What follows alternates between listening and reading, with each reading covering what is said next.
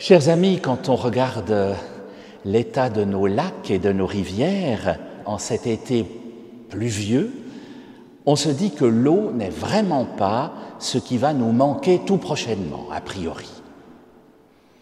Et quand on entend dans le psaume que Dieu ouvre les écluses du ciel, on aurait plutôt envie de lui dire « Non, Seigneur, referme-les, ça va bien, on a eu toute l'eau qu'il nous fallait. » Pourtant, nous le savons aussi, l'eau est un bien extrêmement précieux.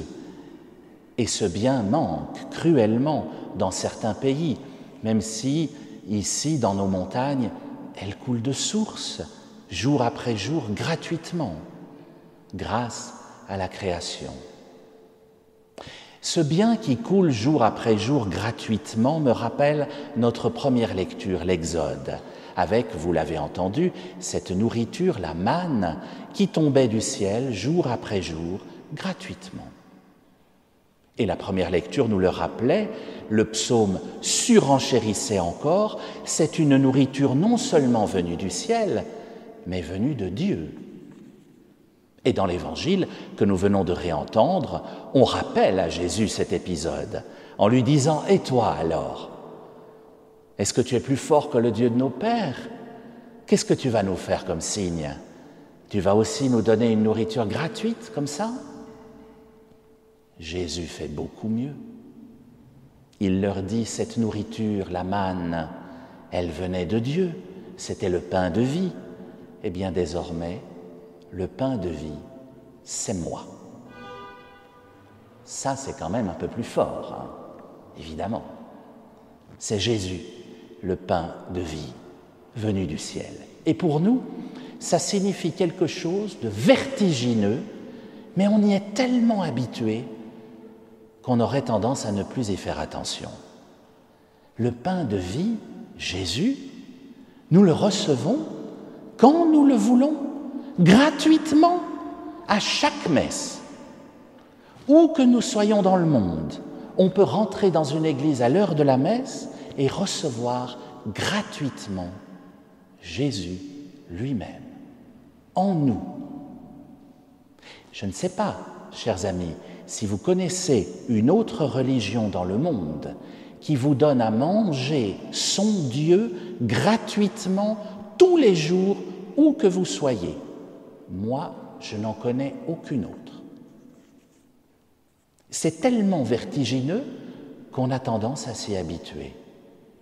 Seulement, évidemment, pour voir Jésus dans l'apparence de ce tout petit morceau de pain non levé que vous viendrez chercher ici à l'autel tout à l'heure, pour croire que cette nourriture si pauvre en apparence nous donne la vie et même la vie éternelle, ça suppose une conversion du cœur. On peut le comprendre par la raison, là-haut, et c'est déjà pas évident, hein. Mais reste à le comprendre ici, dans notre cœur. Jésus le disait très bien dans l'Évangile que nous avons réentendu ce matin en opposant la nourriture qui passe à celle qui ne passe pas, la nourriture terrestre à la nourriture céleste, les apparences à ce qui est réellement. Et il appelait à la conversion des cœurs. Convertir son cœur, chers amis, c'est le travail de chacun de nous tout au long de notre vie. Passer de la tête au cœur, pourtant il y a quelques dizaines de centimètres, hein, passer de la tête au cœur, cela prend toute une vie. Je n'ai pas fini pour ma part ce travail de conversion, et pardonnez-moi, vous non plus. Un exemple de conversion du cœur. Dans l'actualité toute récente, certains ont été heurtés, choqués, indignés par la cérémonie d'ouverture des JO à Paris et ont organisé, ici et là, ici même ce matin, des prières en retour. Voilà qui est édifiant. Répondre à l'offense par la prière, chapeau. Voilà une très belle action de notre cerveau qui montre que lorsqu'on a été indigné là-haut, on est capable de répondre par la prière. On est déjà bien meilleur quand on fait cela, que ceux qui répondent à la caricature en tuant des gens. Répondre à l'offense par la prière, magnifique. Mais on est encore à ce niveau-là, chers amis. Pourquoi ? Parce que personnellement, je ne sais pas vous, mais en réponse au viol d'enfants par des prêtres, je n'ai vu aucun chapelet organisé. Aucune lettre de la conférence des évêques le lendemain. Aucune réaction le dimanche qui suit. Non. Et ça viendrait d'ici. C'est ça la conversion du cœur. Je ne suis pas en train de dire qu'il ne faut pas faire ce qui vient de là-haut, c'est très bien. Mais il me semble qu'on a l'indignation un peu sélective, chers amis.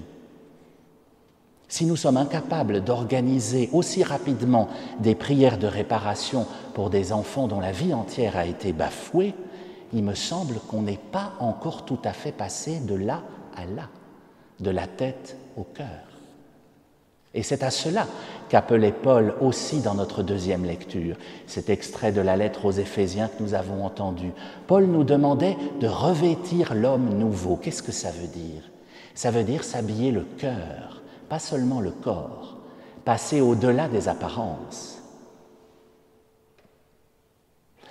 Ce qui nous manque, chers amis, trop souvent, c'est de nous habiller le cœur. Revêtez l'homme nouveau, indignez-vous pour des crimes avant de vous indigner pour un programme de télévision.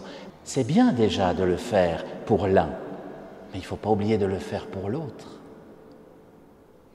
Apprendre à regarder le monde qui nous entoure pour ne plus regarder seulement ce qui nous choque, les apparences, mais convertir notre cœur et nous indigner pour d'autres causes aussi. Et si j'en reviens à la manne, chers amis, les Hébreux dans le désert s'arrêtaient précisément aux apparences. Ils regardaient ça par terre et ils disaient « qu'est-ce que c'est que ça ?» D'où le nom de la manne, en hébreu, manhu. Qu'est-ce que c'est ? Alors que Jésus, lui, nous invite à passer de l'apparence à la foi du cœur en regardant la petite hostie, en le reconnaissant dans le pain de vie, qui n'est que du pain en apparence. Alors je me pose la question avec vous, chers amis, y a-t-il d'autres mannes, aujourd'hui encore, dans nos vies ? Y a-t-il quelque chose de gratuit, tous les jours, qui nous est offert par Dieu ? Réfléchissez, c'est pas fréquent, Quelque chose de gratuit, tous les jours de notre vie, partout dans le monde. Vous pouvez chercher, Même le 20 minutes, il n'y en a pas le dimanche, par exemple. Donc, ce n'est pas tous les jours. Il y a la lumière du soleil, il y a l'air que nous respirons, mais peut-être qu'il y a d'autres mannes dans chacune de nos vies, des choses que Dieu nous a confiées, qui sont là, autour de nous, tous les jours, gratuitement. Certains y verront leurs enfants, leurs conjoints, cette personne qui nous est confiée pour nous aider à vivre et pour que nous l'aidions à vivre. D'autres y verront leurs parents, leurs grands-parents. Posons-nous la question en vérité, chers amis, quelles sont mes mannes ? Qu'est-ce que Dieu me donne gratuitement chaque jour ? Et avant de faire une prière en réponse à une indignation, peut-être puis-je d'abord faire une prière pour le remercier de cette manne qu'il me donne tous les jours. Chacun de nous, chers amis, a sa réponse à cette question. Quelles sont les mannes de ma vie ? Une de nos mannes, je le crois, c'est ce pays où nous avons la chance de vivre, la Suisse. Il n'est pas inutile de le redire, alors que nous venons de célébrer notre fête nationale. Quand mon grand-père est venu se réfugier en Suisse, son pays, pendant la Deuxième Guerre mondiale, au moment où le train a passé à travers le tunnel de Vallorbe, il s'est levé dans son wagon devant tout le monde et il a chanté la prière patriotique pour se souvenir que ce pays, son pays, qu'il accueillait à nouveau, il avait de la chance d'y vivre. Pour se souvenir que la croix qui est sur le drapeau, c'est celle du Christ. Pour se souvenir que Dieu nous confie ce pays et nous demande de l'aimer. Alors je vous propose, si vous le voulez bien, de reprendre cette belle prière patriotique ensemble. Vous la connaissez par cœur, on prendra les 2 premiers couplets. Et si vous n'avez pas trop mal aux genoux, je vous propose de la chanter debout, bien sûr.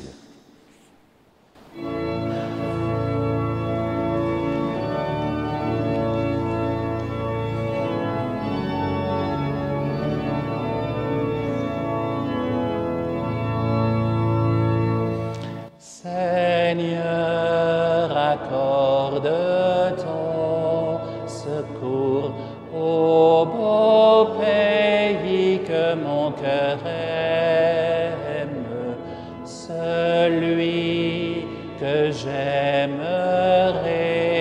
toujours, celui que j'aimerai quand même.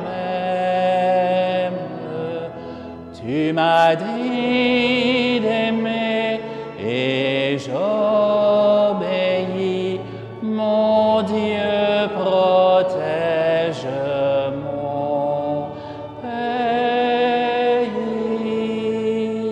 Tu m'as dit d'aimer et j'obéis, mon Dieu protège mon pays. Je l'aime pour ses frais vallons et j'aime d'un amour intime la cime blanche de ces monts où plane l'aigle au vol sublime. Tu m'as dit d'aimer et j'obéis, mon Dieu protège mon pays. Tu m'as dit d'aimer et j'obéis,